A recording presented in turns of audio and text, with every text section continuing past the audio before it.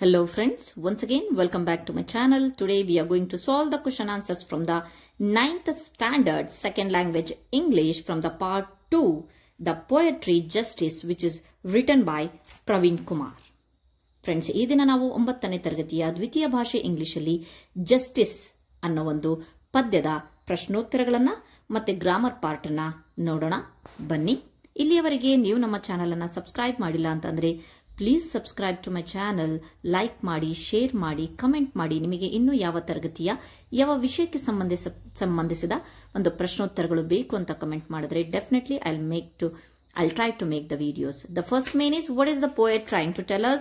Read the following and find out the ideas of the poet. Work in groups. Okay. The first question is,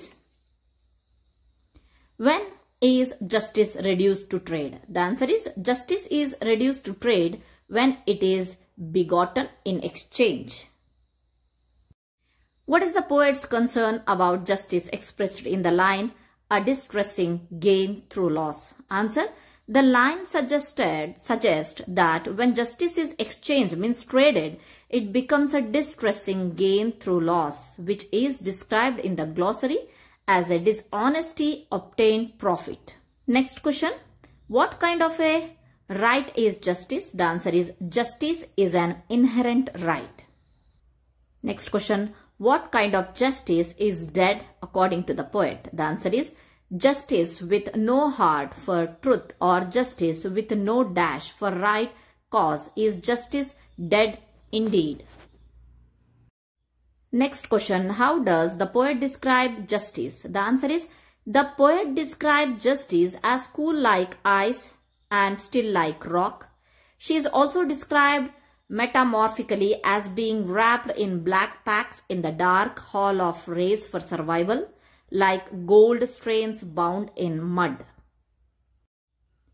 Next question, what present status of justice worries the poet? The answer is, the poet is worried about why justice is shackled to greed and bribe and why justice is fished out from popular mood.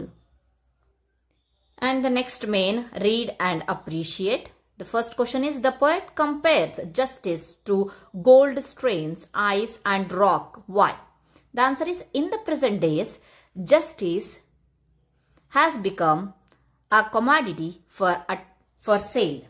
Though there are informal attacks on justice, it has existed because of her inherent strength. Though she has been kept in the dark hall of race for survival, like gold strains in mud to be exploited, she stands like still rock, which cannot be displaced, and she looks like as cool as ice. There is no easy road or way to influences her or attracts her soul. Next question is, second one is,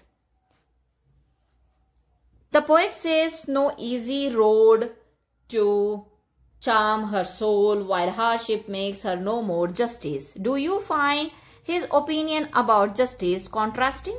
If so, why? If not, why? Discuss in the group. The answer is, though there are immoral attacks on justice, she has excited because of its inherent strength. She is still like rock. She is cool like ice. Due to her such a strength, no one can be able to find a way to attract her soul. No way is there to influence here. Okay, the next part is figure of speech. Read the following lines. ಇಲ್ಲಿ figure of speech ಅನ್ನ ಕೊಟ್ಟಿದ್ದಾರೆ ಅಂತಂದ್ರೆ ಅಲಂಕಾರ, ಕನ್ನಡದಲ್ಲಿ ಅಲಂಕಾರ ಅಂತ ಹೇಳ್ತೀವಿ. Though wrapped in black packs like gold strains bound in mud. She is cool like ice and still like rock. Like rat caught in the sack of death, like deer caught in lion's lair. So ಇಲ್ಲಿ ನೀವು ನೋಡಬಹುದು, ಇಲ್ಲಿ ಯಾವ ಒಂದು ಅಲಂಕಾರವನ್ನ ಕೊಟ್ಟಿದ್ದಾರೆ ಅಂತ ಅಂದ್ರೆ ಇಲ್ಲಿ ನೋಡಿ, ಇಲ್ಲಿ in all these lines the poet compare justice directly using like to gold strains, ice, rock, like ಅಂತ ಹೇಳ್ಬಿಟ್ಟು ಕೊಟ್ಟಿದ್ದಾರೆ. ಸೊ ಎಲ್ಲೆಲ್ಲಿ ನಾವು ಸಿಂಪಲ್ ಆಗಿ ಹೇಳಬೇಕು ಅಂತಂದ್ರೆ ಸೆಂಟೆನ್ಸ್ ಅಲ್ಲಿ ಲೈಕ್, ಹೋಲಿಕೆ ಅಂತ ಇರುತ್ತೆ. ಎರಡು ವಿಭಿನ್ನ ವಸ್ತುಗಳನ್ನ ಒಂದರಂತೆ ಇನ್ನೊಂದು ಅನ್ನೋದನ್ನ ಹೋಲಿಸುವ ಅಲಂಕಾರವನ್ನ ನಾವು ಸಿಮಿಲೆ ಅಥವಾ ಕನ್ನಡದಲ್ಲಿ ಉಪಮೆ ಅಂತ ಹೇಳ್ತೀವಿ, ಸಿಮಿಲೆ. ಉದಾಹರಣೆ ಇನ್ನೂ ಸಿಂಪಲ್ ಆಗಿ ಹೇಳಬೇಕು ಅಂತ ಅಂದ್ರೆ, ಅವನು ಸಿಂಹದಂತೆ ಧೈರ್ಯಶಾಲಿ. He is brave like lion. Okay, ಅವಳ ಮುಖ ಚಂದ್ರನಂತೆ ಪ್ರಕಾಶಮಾನವಾಗಿದೆ. Her face is like moon. ಇಲ್ಲಿ ಏನಾಗ್ತಾ ಇದೆ ಅಂತಂದ್ರೆ ಎರಡು ವಿಭಿನ್ನ ವಸ್ತುಗಳು, ಚಂದ್ರನೇ ಬೇರೆ ಅವಳ ಮುಖನೇ ಬೇರೆ, ಎರಡು ವಿಭಿನ್ನ ವಸ್ತುಗಳನ್ನ ಇಲ್ಲಿ ಕಂಪ್ಯಾರಿಸನ್ ಹೋಲಿಕೆಯನ್ನ ಮಾಡ್ತಾ ಇದ್ದಾರೆ. ಆ ಅಲಂಕಾರವನ್ನ ನಾವು ಸಿಮಿಲೆ ಅಂತ ಹೇಳ್ತೀವಿ, ಉಪಮೆ. ಮಗು ಹೂವಿನಂತೆ ಮೃದುವಾಗಿದೆ. The child is like soft the child is soft like a flower.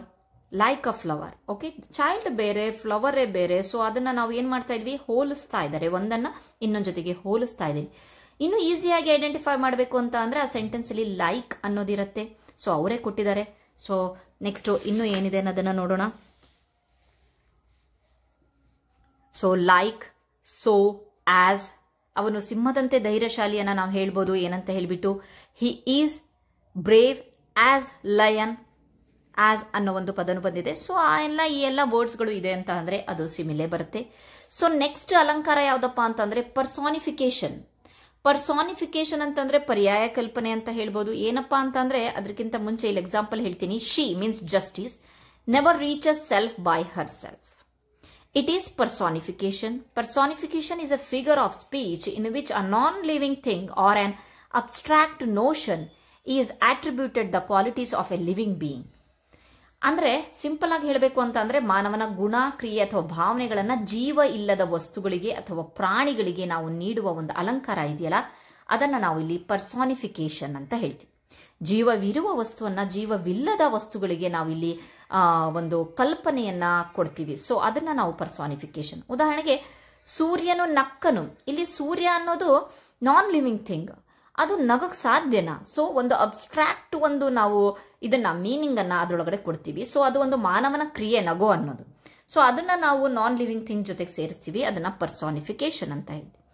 ಅಥವಾ ಗಾಳಿ ಮಾತಾಡಿತು. ಆಲ್ಮೋಸ್ಟ್ ಕವಿಗಳು ಇಂಥ ಎಲ್ಲ ವರ್ಡ್ಸ್ಗಳನ್ನು ನಾವು ಯೂಸ್ ಮಾಡ್ತೀವಿ. ಗಾಳಿ ಮಾತಾಡಿತು, ಗಾಳಿ ಮಾತಾಡಕ್ಕಾಗಲ್ಲ. ಸೊ ಆದ್ರೂ ಸಹ ಅದು ನಾನ್ ಲಿವಿಂಗ್ ಥಿಂಗ್ ಆಗಿರೋದ್ರಿಂದ ಮಾತಾಡಕ್ಕಾಗಲ್ಲ. ಆದ್ರೂ ಮಾತಾಡುವುದು ಅನ್ನೋದನ್ನ ಕವಿಯ ಕಲ್ಪನೆಯಲ್ಲಿ ಬರುತ್ತೆ.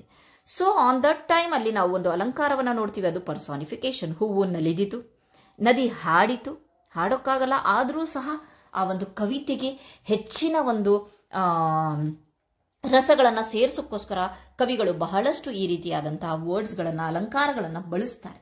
ಸೊ ಅದನ್ನ ನಾವು ಪರ್ಸಾನಿಫಿಕೇಶನ್ ಅಂತ ಹೇಳ್ತೀವಿ. ಒಂದೇ ಮಾನವನ ಗುಣಕ್ರಿಯೆ, ಭಾವನೆಗಳನ್ನ ಜೀವ ಇಲ್ಲದ ವಸ್ತುಗಳಿಗೆ ನಾವು ಯಾವಾಗ ಕೊಡ್ತೀವೋ ಅದನ್ನ ನಾವು ಪರ್ಸಾನಿಫಿಕೇಶನ್ ಅಂತ ಹೇಳ್ತೀವಿ. ಇಲ್ಲಿ know about the poet Praveen Kumar ಅವ್ರ ಬಗ್ಗೆ ಕೊಟ್ಟಿದ್ದಾರೆ. So this is all about the 9th standard justice ಪೋಯಂನ ಪ್ರಶ್ನೋತ್ತರಗಳು ಮತ್ತೆ ವ್ಯಾಕರಣದ ಅಂಶಗಳು ಅಂತ ಹೇಳ್ಬಿಟ್ಟು ಹೇಳ್ಬೋದು. ಸೊ ನಿಮಗೆ ನನ್ನ ಒಂದು ವಿಡಿಯೋಸ್ಗಳು ಇಷ್ಟ ಆದರೆ ಪ್ಲೀಸ್ ಲೈಕ್ ಮಾಡಿ, ಕಮೆಂಟ್ ಮಾಡಿ, ಶೇರ್ ಮಾಡಿ. Thank you once again.